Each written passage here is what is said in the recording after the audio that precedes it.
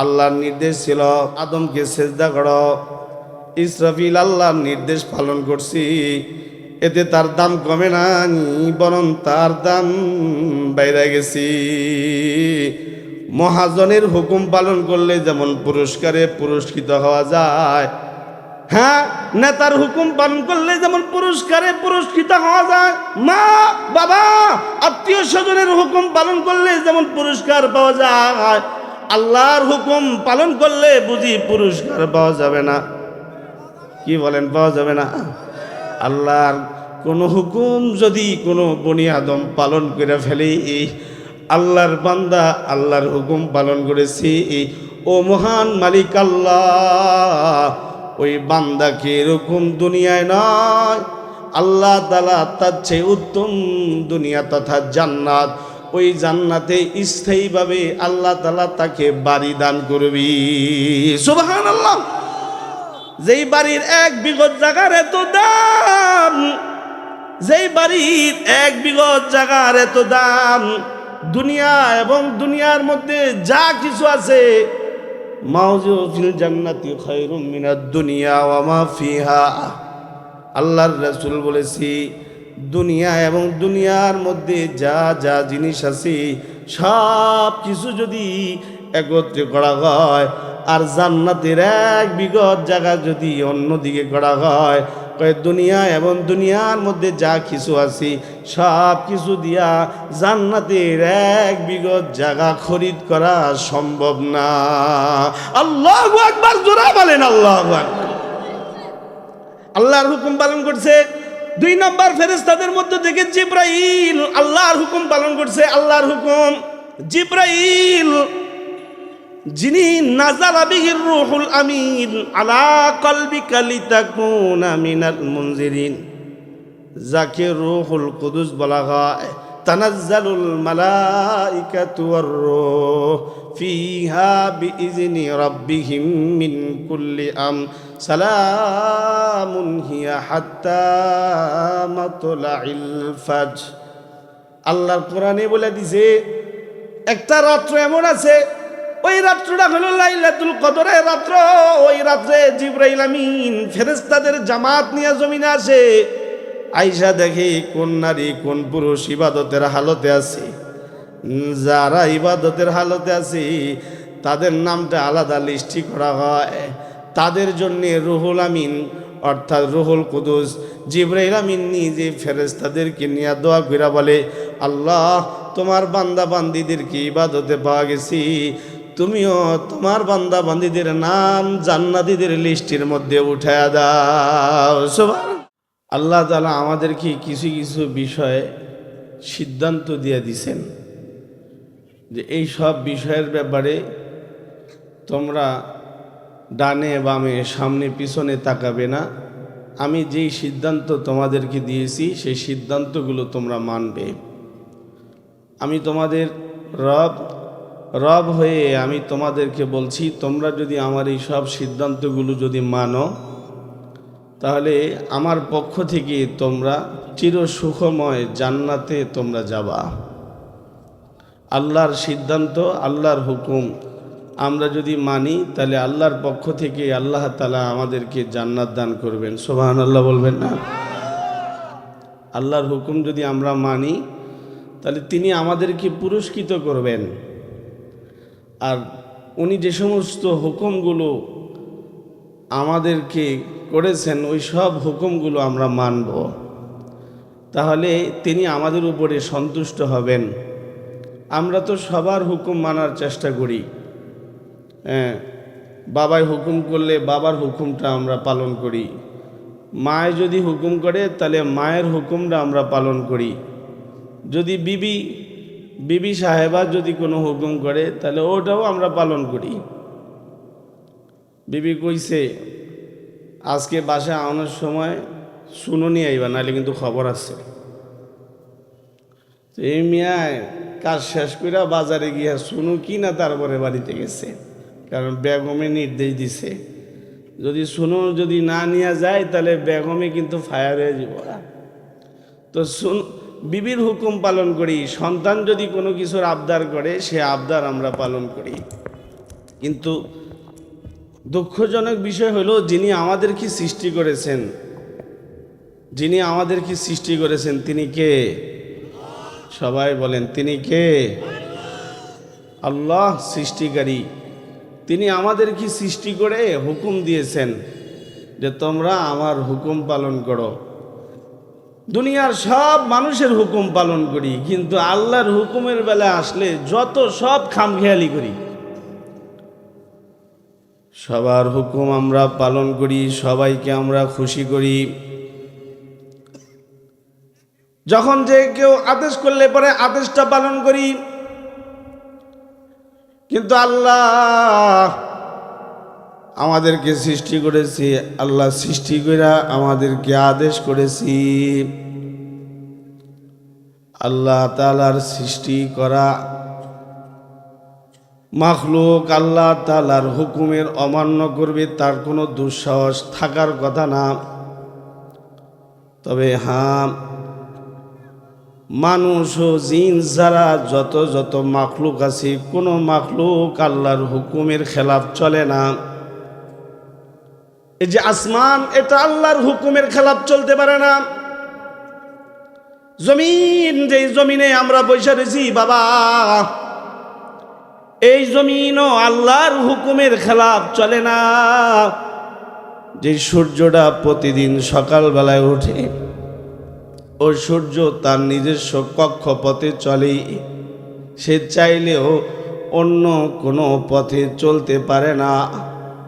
যে চাঁদ রাতের বেলায় উঠে, ওইটা আমাদেরকে আলো বিতরণ করে। ওই চাঁদও যদি চায় যে আমি নিজস্ব কোনো পথে চলবো, সম্ভব না। কোনো মাখলুকের ওই অধিকার দেওয়া হয় না যে মাখলুক তার নিজের মন মতো চলবে, মন গড়া কাজ করবে।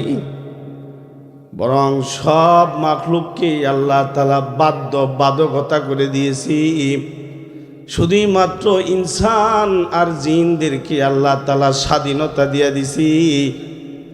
আর বান্দাকে দুনিয়ার হায়াতে যা যখন লাগে সব কিছু আল্লাহ তাআলা নিজ জিম্মায় সরবরাহ করে। যখন যা কিছু লাগে আমাদের কে দান করে? কি রাগ হয়ে বলছেন নাকি? আওয়াজ করে জোরে বলেন, কে দান করে? আরো জোরে বলেন, কে দান করে? কে? আমরা যখন অসুস্থ হয়ে যাই, কে আমাদেরকে সুস্থ করে? ওয়া ইযা মারিতু ফাহুয়া ইয়াশফিন। অসুস্থ হয়ে যাওয়া বান্দা সুস্থতার জন্য কাতর হয়ে যায়, কেউ নাই তারে সুস্থ করার। একটা ডাক্তারের কাছে যায়, ডাক্তারের কাছে যাওয়ার আগে ডাক্তারের ব্যাপারে তার যত রোগী আছে সবার সাথে কথা না বলতে পারলেও কিছু কিছু রোগীর সাথে কথা বলে জানে ডাক্তারটা কেমন। যদি জানছে ডাক্তারের বিজ্ঞ, ডাক্তারের রোগ নির্ণয় করতে জানি, এবং তার ওষুধে অমুকে ভালো হইছি, আমি নিজেও ভালো হইছি। এই কথাটা শোনার সাথে সাথে রোগী বলেন, তাহলে আমাকে ওই ডাক্তারের কাছে নিয়ে চলো। দুনিয়ার কোনো ডাক্তার সুস্থ করতে পারে না। যদি কোনো ডাক্তার সুস্থ করতে পারতো, তাহলে বেগম জিয়া এখনো অসুস্থ থাকতো না। ডাক্তারের ডাক্তার হলেন আল্লাহ। চিল্লায়া জোরে বলেন, ডাক্তারের ডাক্তার কে? আওয়াজ করে জোরে চিল্লায়া বলেন, ডাক্তারের ডাক্তার কে? আল্লাহ। তিনি যখন যে ফয়সালা দিবে তাই হবে, তিনার হুকুমের খেলাফ কিছুই হবে না। ওষুধ খাইছে, আমরা কিতাবে পড়েছি হযরত মুসা আলাইহিস সালাতু ওয়াস সালাম কোনো একটা সময় তিনি অসুস্থ হয়ে গেছে। অসুস্থ পয়গম্বর আল্লাহর সাথে কথা বলতো, পয়গম্বর মুসা আল্লাহর সাথে কথা বলতো, তাকে কালিমুল্লাহ বলা হয়। হযরত মুসাকে কালিমুল্লাহ বলা হয়। আল্লাহ বলেন, ক্বালা ইয়া মুসা ইন্নী ইসতাফাইতুকা আলান নাসি বিরিসালাতি ওয়া বিকালামি। মুসা, তুমি আমার সাথে কথা বলেছো, কোন পয়গম্বর আমার সাথে কথা বলতে পারে নাই। জমিনে থাইকা ডাইরেক্ট কথা বলার কুওয়াত কোন পয়গম্বরকে আমি দেই নাই, শুধুই মাত্র তোমাকে আমি দিয়েছি। এই জন্য মুসা আল্লাহর এক কথায় তিনি 4 কথা বলতেন। সুবহানাল্লাহ, জোরা বলেন সুবহানাল্লাহ। আল্লাহ বলে ওয়ামা তিলকা বিয়ামিনিকা ইয়া মুসা, ওয়ামা তিলকা বিয়ামিনিকা ইয়া মুসা।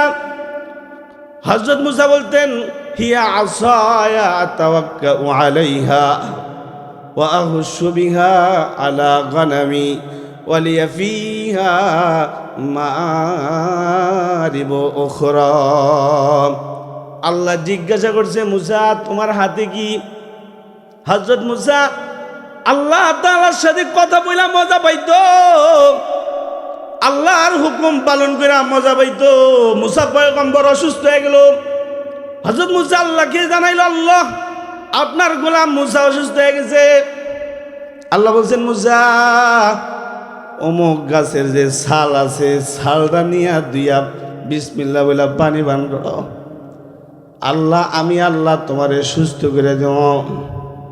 হযরত মুসা আল্লাহর বান্দা, আল্লাহর পয়গম্বর, আল্লাহ তাআলার কথা মতো তিনি গাছের ছাল নিয়া পানিতে ভিজায়া পানি পান করছি। আল্লাহর কুদরতে পয়গম্বর পরিপূর্ণ সুস্থ হয়ে গেছি। সুবহানাল্লাহ। এরপরে আবার তিনি অসুস্থ হয়েছেন কয়েক মাস পরে। তো তিনি এবার ভাবলেন এই যে রোগটা আমি এখন আবার হয়েছে, আমার এই যে রোগ আমার হয়েছে, এই রোগে আমি আগেও আক্রান্ত হয়েছি, ডেঙ্গুতে আবারও আমি আক্রান্ত হয়েছিলাম। এখন যেমন ডেঙ্গু সবাই দৌড়ে দৌড়ে সাইজ করতেছে, যেমন দৌড়তেছে বয়স্কদেরকে, তেমন দৌড়তেছে যুবকদেরকে, যেমন দৌড়তেছে পুরুষদেরকে, তেমন দৌড়তেছে নারীদেরকে। এটা একটা মহামারী। এই ডেঙ্গু রোগে যারাই আক্রান্ত হয়ে যায় তারা দুর্বল হয়ে যায়, রক্তের প্লাটন কমে যায়। যদি যথাযথ চিকিৎসা যদি না করা হয় আর আল্লাহ তাআলা যদি তারে নিয়া নিবার ফয়সালা করি তাহলে মারা যাবে, ডেঙ্গু রোগী মারা যাবে। হযরত মুসা কালিমুল্লাহ আবার অসুস্থ হয়ে গেছে। পয়গম্বর মুসা আল্লাহর বান্দা অসুস্থ হয়ে গেছে। তিনি ভাবলেন ইতিপূর্বেও আমি এরকম রোগে অসুস্থ হয়েছি আর আল্লাহকে বলেছি, আল্লাহ বলছে অমুক গাছের ছাল ভিজায়া পানি খাইলে সুস্থ হওয়া যাবে। এবার তিনি আর আল্লাহকে বলার প্রয়োজন মনে করলো না।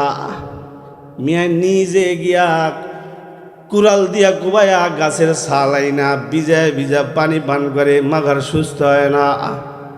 কারণ কে কখন কোন ওষুধে সুস্থ হবে তাও আল্লাহর হুকুম আছে। আল্লাহর হুকুম ছাড়া কিছুই হয় না। আল্লাহ তাআলা যখন যে হুকুম করে সেই হুকুমটাই বাস্তবায়ন হয়। আল্লাহু আকবার, জোরে বলেন আল্লাহু আকবার। আল্লাহর হুকুম বাস্তবায়ন হয়, আর কারো হুকুম বাস্তবায়ন হয় না। তাই যিনি বিধানদাতা, যিনি সৃষ্টিকর্তা, তার গোলামি করার দরকার আছে না নাই? চিল্লায়া জোরে বলেন আছে না নাই? তার গোলাম হইতে হবে, তার গোলাম হইতে হবে যিনি আপনাকে আমার সৃষ্টি করেছে। তাই আল্লাহ বলে ওয়া ইজা মারিতু ফাহুয়া ইয়াশফিন, তোমরা যখন অসুস্থ হয়ে যাও আমি কিন্তু তোমাদেরকে সুস্থ করি। আল্লাহর যত মাখলুক আছে সব মাখলুকগুলো বাধ্য আল্লাহ তাআলার হুকুমের খেলাফ করবার মতো সামান্য পরিমাণও তাদের সাহস নাই। কিন্তু শুধুই মাত্র ইনসান, তাদেরকে আল্লাহ বাধ্য করে নাই। আল্লাহ তাআলা জমিনে ছেড়ে দিছে। এরপরে আল্লাহর পক্ষ থেকে রিজালুল্লাহ পাঠায় দিয়েছি। আল্লাহর পক্ষ থেকে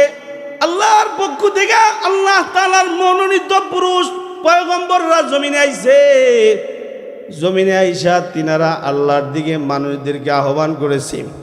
কুল হাদিহি সাবিলি আদউ ইলাল্লাহ, কুল হাদিহি সাবিলি আদউ ইলাল্লাহি আলা বাসীরাতিন আনা ওয়া মান ইত্তাবা'নি। আল্লাহর নির্দেশ ছিল বন্ধু, আপনার পথ যেটা, আমার পক্ষ থেকে আপনাকে যে পথটা দেওয়া হয়েছে, এই পথের দিকে আপনি অন্যদেরকেও ডাকেন। বলেন আল্লাহু ইয়াদউ ইলা দারিস সালাম। আল্লাহ তাআলা তোমাদের সবাইকে ডাকে শান্তির ঘরে। আল্লাহর হুকুম পালন করলি আল্লাহ তাআলা তোমাদেরকে শান্তিময় জান্নাত তোমাদের প্রত্যেককেই দান করবি। সুবহানাল্লাহ। আল্লাহর রাসূলকে আল্লাহ তাআলা নির্দেশ দিয়েছে। আমি আমার বয়ানে বুঝাইতে চাইলাম, যত যত মাখলুক আছে সব মাখলুক আল্লাহর নির্দেশ মতো চলে। আল্লাহর নির্দেশ অমান্য করার মতো শক্তি কারো নাই, আসমানেরও নাই, জমিনেরও নাই, চাঁদেরও নাই, সূর্যেরও নাই, এমনকি কোনো ফেরেশতারও নাই, কোনো মাখলুকের এত কোনো কুওয়াত শক্তি নাই আল্লাহর হুকুমের খেলাফ কিছু করবি। শুধুই মাত্র আল্লাহর পক্ষ থেকে দুইটা জাতিকে ছেড়ে দিয়েছি, আর আদেশ কইরা প্রথমে ইবলিসকে দেখেছি। আল্লাহর পক্ষ থেকে হযরত আদমকে বানায় ফেলছে। আল্লাহ তাআলা আদমকে বানায় বলে উসজুদু লি আদম, তোমরা যারা আছো সবাই আমার আদেশ মানো, আমার আদমকে তোমরা সিজদা করো। আওয়াজ করে জোরে বলেন এই আদেশটা করেছেন কে? চিল্লায় জোরে বলেন আদেশকারী কে? আল্লাহ নিজে, আল্লাহ তাআলা নিজে আদেশ করেছে উসজুদু লি আদম, আমার আদম যারা আমি বানায় ফেলেছি একে তোমরা সিজদা করো। ওই জায়গায় সবাই সিজদা করছি। কিতাবের মধ্যে পড়েছি সবার আগে হযরত ইসরাফিল আলাইহিস সালাতু ওয়াস সালাম, তিনি ফেরেশতাদের মধ্য থেকে সবার আগে সিজদা করেছি। তাই আল্লাহ তাআলা হযরত ইসরাফিলকে দুইটা পুরস্কারও দান করেছি। সুবহানাল্লাহ।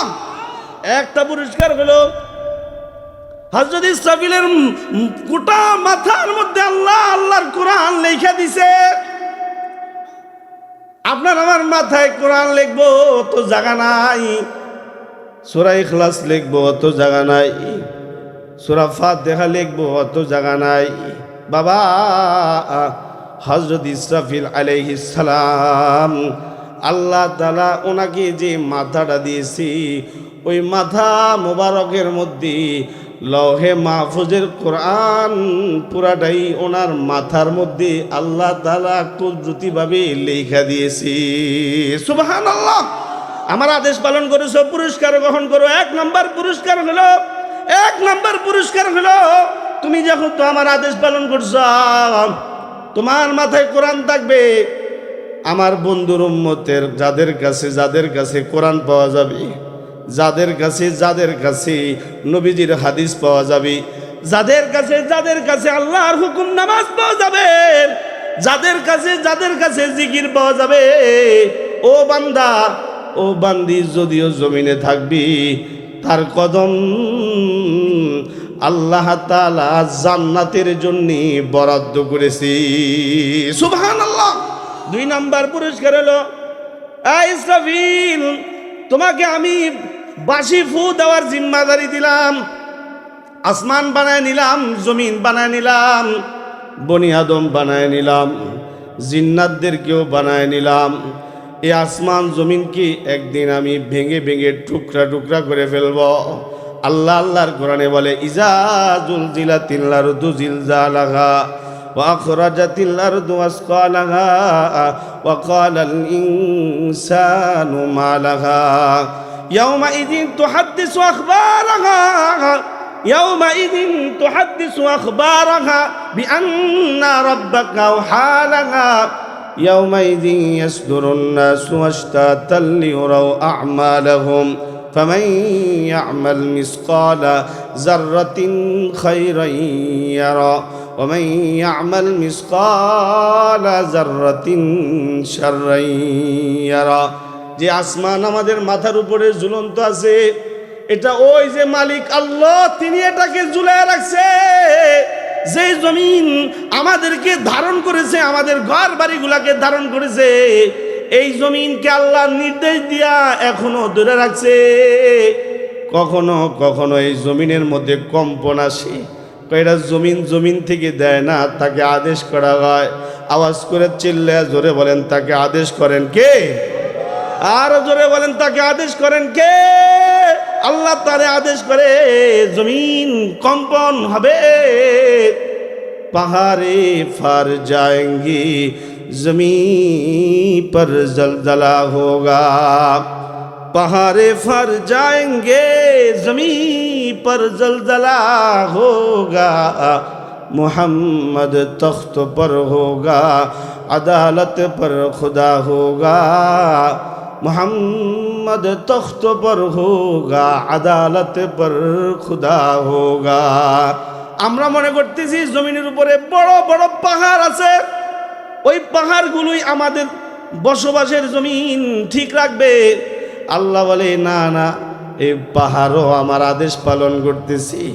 পাহাড়কে নির্দেশ দিয়েছি, এই পাহাড়, তোমরা জমিনবাসীদের জন্যে, তোমরা জমিনের জন্যে প্যারাক হয়ে যাও।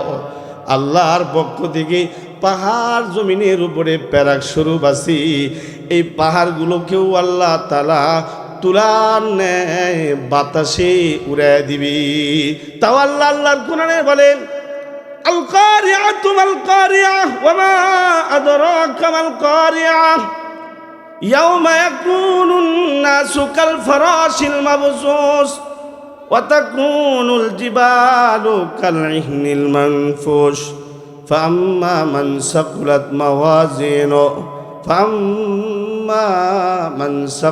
মাওয়াজিনু ফাহুয়া ফি ঈশাতির রাদিয়া ওয়া আম্মা মান খাফফাত মাওয়াজিনুহু ফাউম্মুহু হাওিয়া ওয়া মা আদরাকা মা হিয়া নারুন হামিয়া। এই সূরায় আল্লাহ তাআলা পাহাড় পর্বতের আলোচনাও করেছি। থাকবে না, কিছুই থাকবে না, জমিন থাকবে না, জমিনের উপরে থাকা পাহাড়গুলোও থাকবে না যেই দিন ইসরাফিল বাঁশিতে ফু দিবি। অনুফিকা ফিস-সূরি ফাসাইকা মান ফিস সামাওয়াতি ওয়া মান ফিল আরদি ইল্লা মান শাআল্লাহ। আল্লাহ তাআলা বলছে, যেদিন ফু দেওয়া হবে আসমান জমিন ওদিন শেষ হয়ে যাবে। বাবা, আল্লাহ তাআলা আল্লাহর পক্ষ থেকে নির্দেশ দিয়া বলে, আদম বানায়া দিয়েছি, সেজদা করো তোমরা সবাই মিলে।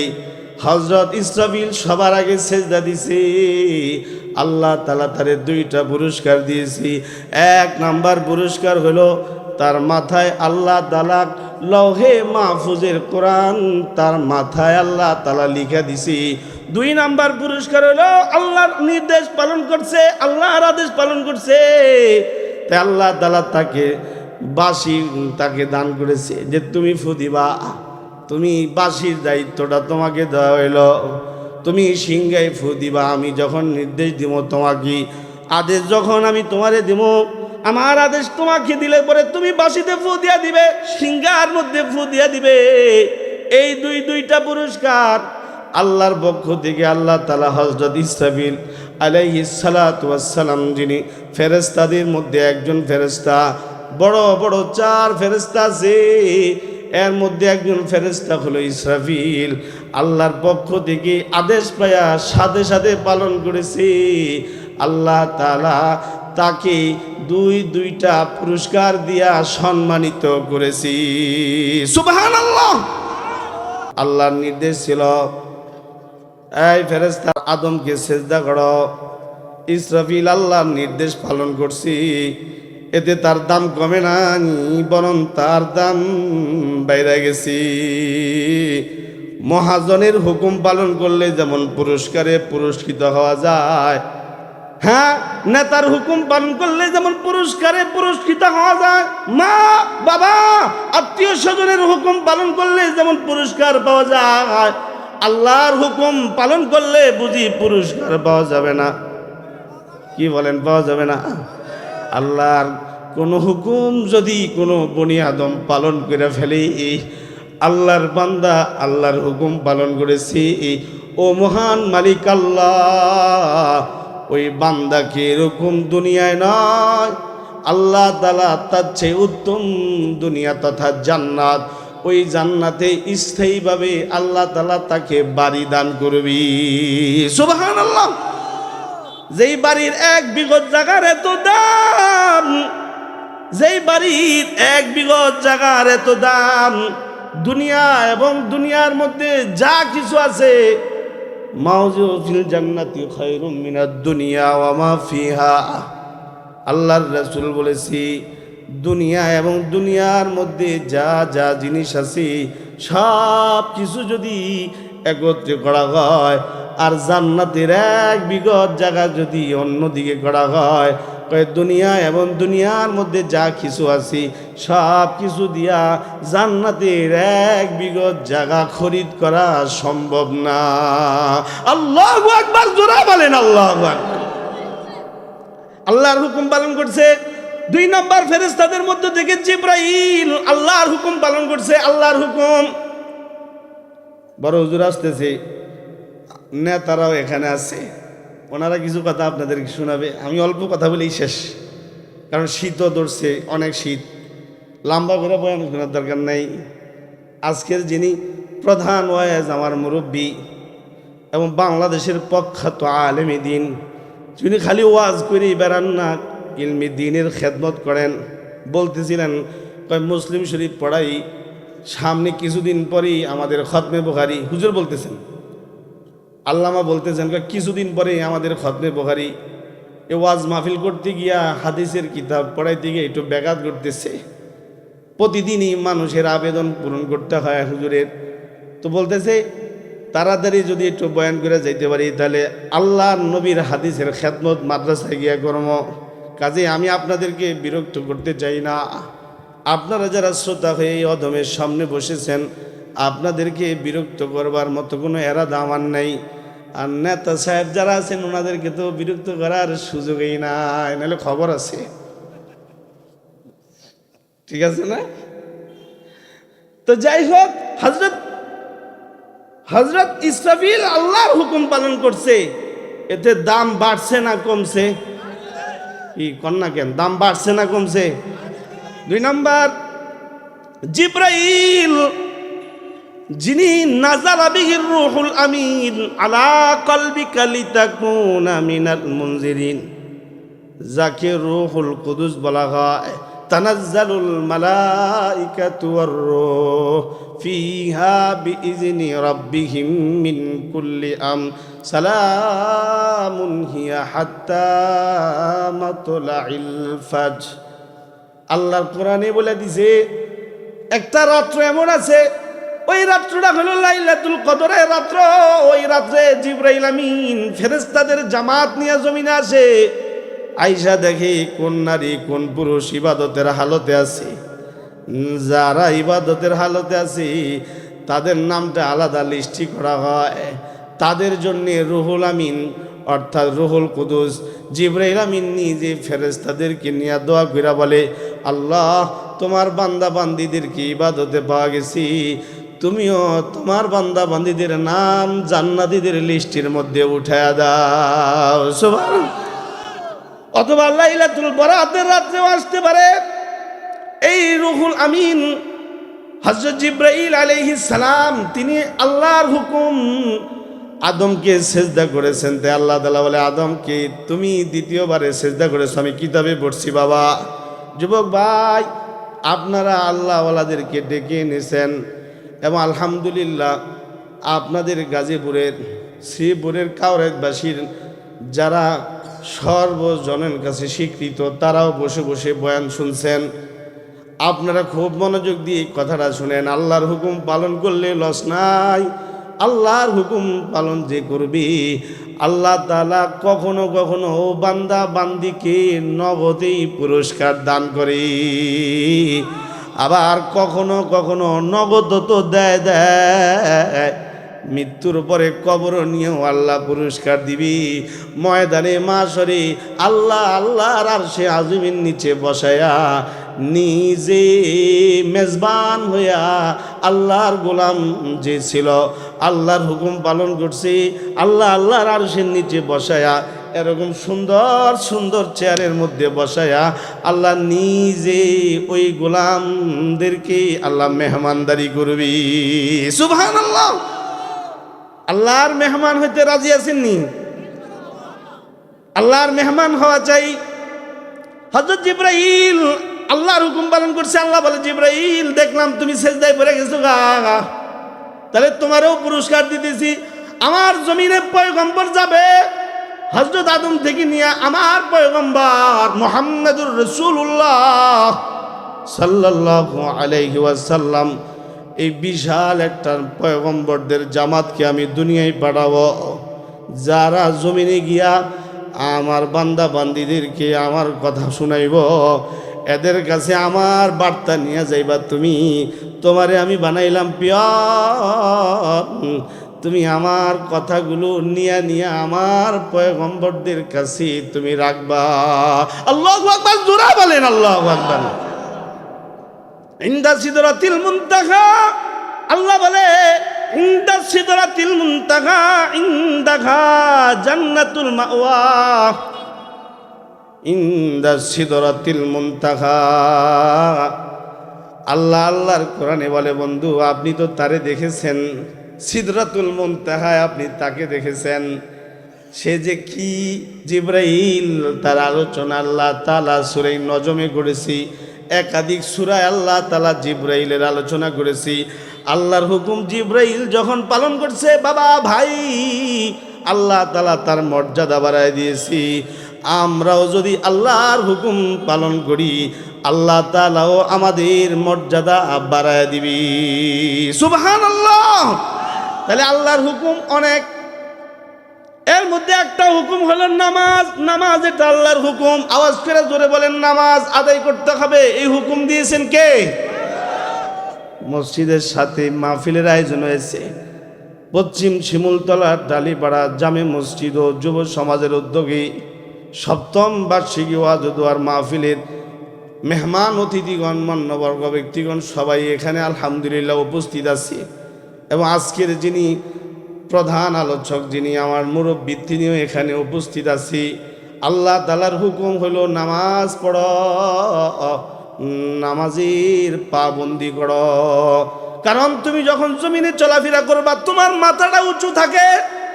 তুমি যদি বুক টান করে যদি জমিনে সবার লগে চলতে চাও, তাহলে একটা সময় আমার সামনে এসে মাথা নত করো।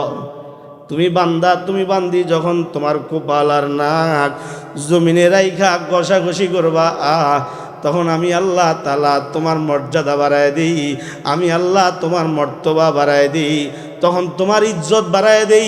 জীবিত থাকা অবস্থায়ও তোমার সম্মান, মরে গেলেও তোমার সম্মান, কবরে তোমার সম্মান, হাসরেও তোমার সম্মান। তুমি যখন আমার সামনে মাথা নত করো, তখন আমি আল্লাহ তাআলা, আমি ফেরেশতাদেরকে বলি, দেখলি নি আমার গোলাম আমার সামনে মাথা নত করেছি। যেই শির, যেই মাথা সব সময় সব জায়গায় উঁচু করে থাকে, কিন্তু আল্লাহর কদমে গিয়া বান্দা মাথা নিচু করে। আর বান্দা বুঝাইতে চায়, আল্লাহ সবার সামনে আমার মাথা উঁচু থাকে, কিন্তু তোমার সামনে আইসা গেলে আমার মাথা উঁচু থাকে না। কারণ তুমি আমার সৃষ্টিকর্তা, তুমি আমার রব, তুমি আমার সব। এই যে আমি আমার মাথা জমিনে রাইখা দিলাম, আমি আমার নাকটা জমিনে আমি ঘষা দেওয়ায় নিলাম, তার মানে তুমি যে বড় এর স্বীকৃতি আমি দিয়ে দিলাম। তুমি যেমন বড়, আমি যেহেতু স্বীকৃতি দিয়েছি, আমারও তুমি বড় করো, তখন আল্লাহ তাআলা তাকেও মর্যাদা দান করে। সুবহানাল্লাহ, জোরে বলেন সুবহানাল্লাহ। কেমন মর্যাদা! ওলামা হযরতরা বলেছেন, যারা আল্লাহর হুকুম নামাজ আদায় করে, আল্লাহ তাআলা তাদেরকে ৫টা পুরস্কার দান করে। মসজিদের পাশে বসে আমরা বয়ান শুনতেছি, মসজিদের হক আছে। গোরস্থানের পাশে বৈশা আমরা বয়ান শুনতেছি, গোরস্থানের ফিকিরও আমাদের মাথায় রাখতে হবে।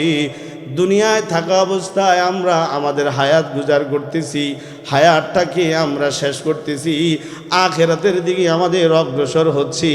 কিন্তু মূলত যেই জিনিসগুলো লাগবে, মূলত যেই জিনিসের প্রয়োজন বাবা, ওই জিনিসের বেলায় আমরা যথেষ্ট অবহেলা শুরু করে দিয়েছি। আল্লাহর হুকুম নামাজ, নামাজ, আসসালাত, আসসালাত, আসসালাত, নামাজ আদায় করো। নামাজ যে পড়বে আল্লাহ তাআলার পক্ষ থেকে পাঁচটা পুরস্কার পাবে। সুবহানাল্লাহ কইবেন না? পাঁচটা পুরস্কার পাওয়া যাবে। আসতেছেন না? জি, আমি উঠে গেলে পরে নেতা করে দিয়ে দিন, পরে সাহেব একটু কথা বলে দোয়া করে দিব। পাঁচটা পুরস্কার পাওয়া যাবে। এক নাম্বার কি শুনতেছেন? এক নাম্বার পুরস্কার হলো আপনার আমার দুনিয়ায় যত চলাফেরা অবস্থায়, দুনিয়া থাকা অবস্থায় যে রিজিকের প্রয়োজন আছে, আল্লাহর পক্ষ থেকে আল্লাহ তাআলা নামাজ আদায়কারীকে সম্মানিত রিজিক দান করবি। সুবহানাল্লাহ। কিতাবে ওয়াকিয়া পড়েছি, কোন এক চোর প্রচণ্ড ক্ষুধার তাড়নায় চুরি করতে বেরিয়েছে। এরই মধ্যে চোরটা আবার পরহেজগারও বটে। চোর পরহেজগার, চোরটা হলো পরহেজগার। চুরি করবার জন্য ঘর থেকে বেরিয়েছে। আল্লাহর বান্দা চুরি করবার জন্যে একটা খ্রিস্টান বাড়িতে গিয়ে উঠছে। এর মধ্যে সিন্ধু খুইলা তালা বাইঙ্গা 8 টাকা হাতে নিয়ে দেখে সবই ঠিকঠাক আছে, কেউ আসছে কিনা এটা দেখবার জন্যে যখন গার ফিরাইছি, এমন সময় তাকায় দেখে খ্রিস্টানরা যে ত্রিভুজ রাখছে, চিহ্ন রাখছে। এখন তো খোদা তিনজনের একটা চিহ্ন কিন্তু ডাকাও তারা রাখছে। ওই 3 খোদার চিহ্নটা এভাবে খালি ঝুলতাছে। চোরে কয়, গরিব হয়েছি ঠিক আছে, প্রয়োজন আছে ঠিক আছে, তার মানে কি আমি মুসলমান হইয়া খ্রিস্টান বাড়ির মাল চুরি করবো, টাকা চুরি করবো? এটা হইতে পারে না, দরকার নাই। কারণ যাগুলোকে আমাদের ধর্মেরই মিল নাই, তাগো বাড়ির চুরির কোনো প্রশ্নই আসে না।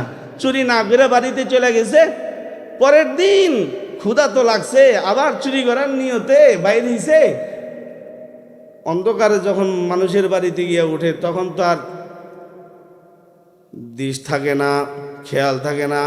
পরের দিন বাড়িতে গিয়ে উঠছে হলো এক হিন্দুদের বাড়িতে গিয়ে উঠছে, দরজা সব কিছু খুলা রেডি করছে, চুরি করবে। তাকায় দেখে হিন্দুদের মূর্তি দাঁড়ায় দিছে। আল্লাহর বান্দা কয়, মুসলমান হইয়া হিন্দুদের বাড়ির টাকা পয়সা চুরি করবো, এটা হইতে পারে না। চলে আসছে তৃতীয় দিন আবারও চুরি করার নিয়তে। কেউ যদি নামাজের পাবন্দি করে আল্লাহ তাআলা তারে এক তো গুনাহ থেকে বাঁচাবে, দ্বিতীয়ত আল্লাহ তাআলা তাকে ইজ্জত সম্মান দান করবি, তৃতীয়ত আল্লাহ তাআলা দুনিয়ার রিজিক যা যা প্রয়োজন আল্লাহ তাআলা ইজ্জতের সাথে তাকে দান করবি। সুবহানাল্লাহ। তৃতীয় দিনও বা চুরি করবার জন্য বের হয়েছে। এরই মধ্যে এক মুসলমান জমিদারের বাড়িতে গিয়ে ঢুকছে, চুরি করা শুরু করছে। সময় আজান শুরু হয়েছে, আজান, ফজরের আজান শুরু হয়েছে। কষ্ট না হলে আমার সাথে বলেন তো কিসের আজান শুরু হয়েছে? ফজরের আজান শুরু হয়ে গেছে। তো এই ফজরের আজান দিতেছে সময় চোরে চুরি করবার লাগছে। ঠিক এমন সময় বাড়ি জমিদার যিনি মুসলমান, ইনিও নামাজি, নামাজ পড়বার জন্য উঠছে। এরই মধ্যে চোর এই বাড়ির জমিদার মুসলমানের সামনে পড়ে গেছে। এরই মধ্যে আল্লাহর বান্দা বাড়ির মালিক জমিদার বলে, কি ব্যাপার, তুমি আমার ঘরে আইছ, তুমি আমার ঘরে ঢুকলা, কি ব্যাপার? ছেলে বলে, ফজরের আজান হয়ে গেছে, অন্য কোনো কথা এখন আর বলা যাবে না, এখন ফজর আজান হয়ে গেছে। আপনাকে দেখতে শুনতে বোঝা যায় আপনি একজন মুসলমান, তাহলে আগে নামাজ হোক, তারপরে অন্য কথা। চোরে বলে, চোরে এই কথা বলেন, কে বলে? আর আমাদের দেশে চোর যেগুলি ছিল এগুলো টাকা পয়সা বানায়া বিদেশে নিয়ে গিয়া তারপরে বাড়ি বানাইছে। কি কথা বল না কেন? হেরা খালি আবার ক্ষমতা আইতে দিয়ে নামবে না, তা আবার চুরি করব। একটা সুযোগে আছে, আবার নিয়ে একটু আসা যায়, তারপরে পুরা বাংলাদেশটাই ভারতের কাছে দিয়া তারপরে তারা বিদেশে গিয়ে আরাম করবে। ঠিক কইলাম না ঠিক কইলাম? আর সান্দ সুযোগ দেওয়া হবে না। এই দেশের মানুষকে আর বোকা বানানো যাবে না। সময় এসেছে মানুষের প্রাপ্য বুঝে নিবি। ঠিক কিনা জোরে বলেন? তো চোর বাড়িওয়ালারে বলে ফজরের আজান হয়েছে, অন্য কোনো কথা কেন না, নামাজ পড়ছেন? কয় না। তাহলে আমি নামাজ পড়ি, আমরাও নামাজ পড়ি, ফজরের নামাজ পড়ি, আমাদের ঘরের মধ্যেই পড়ি। এর মধ্যে ছেলেটা বলতেছে, চাচা ফজরের আজান তো দূরে হয়েছে, নবীজির হাদিস, নবীজির পক্ষ থেকে এরকম বিধান আছে যে ঘরে নামাজ পড়বো, যে এলাকায় নামাজ পড়বে, এখানে নামাজ পড়ার আগেও আজান দিলে সব আছে। কারণ আজানটা কি আপনি দিবেন না আমি দেবো? চোরে বলে। কারবার দেখছো নি? বাড়িওয়ালা জমিদার ঠিক আছে বাবা তুমি আজান দাও। চোরে আজান দেওয়া শুরু করছে। আজান দেওয়া শেষ হয়েছে, বাড়ির মানুষ যারা ছিল তাদের সবার ঘুম ভেঙে গেছে, কারণ চোরের আজানটা বড় মিষ্টি আজান। বর্তমান সময়ে আজান দেয়, আজানের মধ্যে ওরকম রোহ নাই। হযরত বেলাল আজান দিছে, রোহওয়ালা আজান বেলালে দিয়েছি। রাহা গায়া রুসমে আজা রোহে বেলালি না রহি, ফলসফা রাহ গয়া তালকিনা গজালি না রহি। চোরের আজানে বাড়ির মানুষের ঘুম ভেঙে গেছে। শুধু বাড়ির মানুষের ঘুম ভাঙছে তা নয়, আশেপাশে ঘরওয়ালা যারা ছিল তাদেরও ঘুম ভাঙছে। এরই মধ্যে চোর বলে, চাচা চলেন আমরা ফজর নামাজের 2 রাকাত সুন্নত পড়ি, কারণ ফজরের 2 রাকাত সুন্নতের মর্যাদা অনেক বেশি। চাচা নিজেও সুন্নত পড়েছে, চোরেও সুন্নত পড়েছে। এবার চোর যুবকটা বলে, চাচা, যুবক ভাইদের উদ্যোগে মাহফিল, তাহলে এখন যদি যুবকদের বিষয়ে একটা বয়ান না করি তাহলে তো হইব না। তো যুবক বলে চাচা নামাজটা আমাদের ঘরেই পড়তে চাই, এখন কি পড়বেন না কি জামুগা? না। বাড়ির জমিদার বলে, ভাতিজা আমার খুব ইচ্ছা যে তোমার পিছনে নামাজ পড়ানো, কারণ তোমার আজানে আমার চোখ দিয়া পানি চলে আইছে। কিছু আজান এমন আছে কলিজা কেড়া নেয়, কিছু কণ্ঠ এমন আছে কলিজা গিয়া লাগি, কিছু মানুষ এমন আছে আল্লাহওয়ালা এমন আছে যাদের কথা দিলের বন্ধ দরজা খুলতে থাকে। আল্লাহু আকবার জোরে বলেন। হয়েছে না? চিল্লে জোরে বলেন আল্লাহু আকবার, জোরে বলেন আল্লাহু আকবার। কিছু মানুষ এমন আছে যারা আহলুল্লাহ, আল্লাহওয়ালা যারা, তাদের সাধারণ কথাতে অন্যের দিল খুলে। বেনামাজি নামাজি হয়, বেপর্দা পর্দাওয়ালা হয়, সুদখোর ঘুষখোর সে তার গুনাহ ছেড়ে দেয়।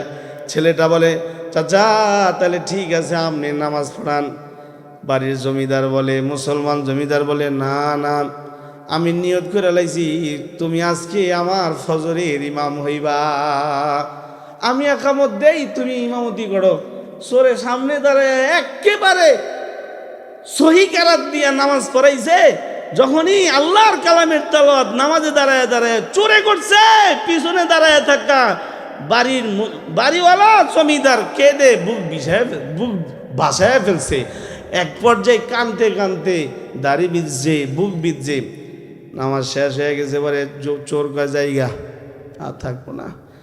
বাড়িওয়ালা কয়, না বাবা, কই যাইবা? তুমি কেউ, তোমার বাড়ি কই, তোমার নাম কি, তোমার বাপের নাম কি, কেন আইলা বললা না? তুমি যে আজান দিয়েছ, তোমার আজানে আমার কলিজা আজকে ঠান্ডা গেছে। তোমার পিছনে ফজরের নামাজ পড়া আমার দিল বইরা গেছে। আমি তো তোমারে এখন আর যাইতে দেব না। সরে কয়, কেন দিবেন না কেন? আমি আপনার বাড়িতে এমনি আইছিলাম, এটা বলা যাব না, তবে আইছিলাম একটা কাজটা করতে পারলাম না, আজান দিয়ে লাইছি। আজান হয়ে গেছে তাই চোর নামাজের পাবন্দি করেছে। শুধুই নিজে নামাজ পড়ছে তা নয়, ঘরে যারা ছিল তাদেরকে নিয়ে নামাজ পড়েছে। আল্লাহর বান্দা নামাজ পড়াইয়া ঘরওয়ালাদেরকে পাগল করে ফেলেছে। যদিও চোর নামাজের ইহতেমামকারী একজন চোর, কিন্তু আল্লাহ তাআলার হুকুম যেহেতু সে পালন করি, আল্লাহ তাআলা আল্লাহর পক্ষ থেকে তাকে উত্তম রিজিকের ব্যবস্থা করতেছি। সুবহানাল্লাহ, জোরে বলেন সুবহানাল্লাহ। বাড়িওয়ালা চোর ছেলেটারে, যুবক ছেলেটারে ঘরের ভিতরে রাইখা বাহিরে দিয়া সিটকারি লাগায়া বিবির কাছে যায় বলে, বিবি রে, কি আজান কি শুনো নাই নাকি? বিবি কয়, শুনছি গো, এত সুন্দর আজান কে দিছে? তো বাড়ির জমিদারে কয়, কে আর দিব, আমাগো ঘরে একজন আল্লাহর পক্ষ থেকে ফেরেশতা আইছে। কে আইছে? কি কথা বল না কেন? শায়েখ আইসা পড়তেছেন, কথা বলেন, কে আসছে? আমার ঘরে একজন ফেরেশতা আইছে, ফেরেশতা আজান দিছে। শুধু আজানই দিছে তা না, বিবি তুমি কি তেলাওয়াত শুনো নাই? জি তেলাওয়াত তো শুনছি, কিছুটা আওয়াজ আসছে, এত মধুর তেলাওয়াত। হ্যাঁ, ওই ছেলেটা ফজরের ইমামতি করছে, আমি তার পিছনে একতেদা করে নামাজ পড়ছি। বিবি আমাগো না একটা মেয়ে আছে, আমগো সম্পত্তি আর কে খাবে? নিয়ত করেছি এই ছেলেটার কাছে মেয়েটারে বিয়া দিলাম। ছেলেটা আইছি, ও আসে নাই, আল্লাহ তাআলা ওরে পাঠাইছি। বিবিরে ওর আজানটা ভাল লাগছে, ওর তেলাওয়াত ভাল লাগছে। বিবিরে আমার দিল বলে ওর ভিতরে আল্লাহর ভয় আছে, ও আল্লাহর হুকুম পালন করে, আল্লাহর হুকুম পালন করে। চিল্লায় জোরে বলেন, কার হুকুম পালন করে? বিবি আমার দিল বলতেছে ছেলেটার কাছে মেয়েটা বিয়ে দিলে পরে আল্লাহ সুখে শান্তিতে তারে পার করব। তুমি গিয়ে একটু ছেলেটারে দেখো। বিবি সাথে সাথে দৌড় দিয়ে আইসা ঘরের ফাঁক দিয়া ছেলের দিকে তাকায়, দেখে মাশাআল্লাহ একেবারে নুরানি মানুষ দাঁড়িয়ে আছে, সুন্দর দাড়িওয়ালা একজন যুবক। আল্লাহর বান্দা জমিদারও রাজি, জমিদারের বউ রাজি। মেয়ে, জমিদারের বউ আর জমিদার দুইজনে মিলাই রাজি। স্বামী হইয়া বিবিরে বলে, বিবিরে বলো না মেয়েটারে গিয়া, মেয়েটা যেন ছেলেটারে একটু দেখি।